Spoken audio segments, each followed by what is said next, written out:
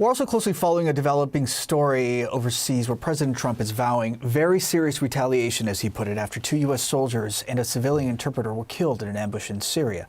U.S. Central Command and the Department of Defense say that the attack was carried out by a lone ISIS gunman who also wounded 3 other people on Saturday. And according to the Pentagon, the soldiers were operating as part of a regional counterterrorism support mission. Defense Secretary Pete Hegseth has since confirmed that the attacker was killed by partner forces on the ground. And so far, ISIS has not claimed responsibility for the attack. I want to go now to retired U.S. Air Force Colonel and CNN military analyst Cedric Layton, who's joining us. Cedric, thank you so much for being so patient on what's been an incredibly busy Saturday night. Shifting gears to Syria here, and with your expert analysis here, what role have U.S. forces kept inside of Syria, particularly since the fall of the al-Assad regime? Yeah, that's a great question, Polo. And the tragic events at Brown, of course, are ones where we all, hope and pray that, the students can recover, those that are wounded, and of course, those that are killed, we think of their families. But going to Syria, the U.S. forces have been working in that area, not only since the fall of Assad, but even before that, to fight ISIS. And so their mission, a very dangerous mission, is one in which they have really been working with a lot of partner forces. Those include Kurdish forces and now include forces from the new Syrian government of President al-Shara.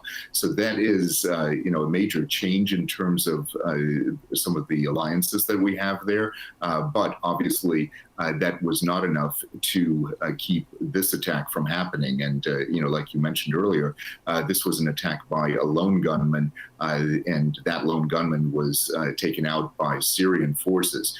So this is, still a very dangerous area, but what we're doing here is basically counterterrorism.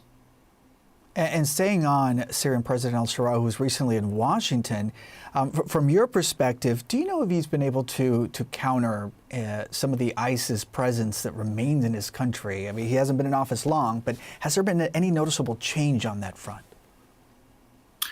It's been very difficult for him because he's not only got to worry about what ISIS is doing, but he also has competition from other elements, including elements from the former Syrian regime, the Ba'ath regime of al-Assad.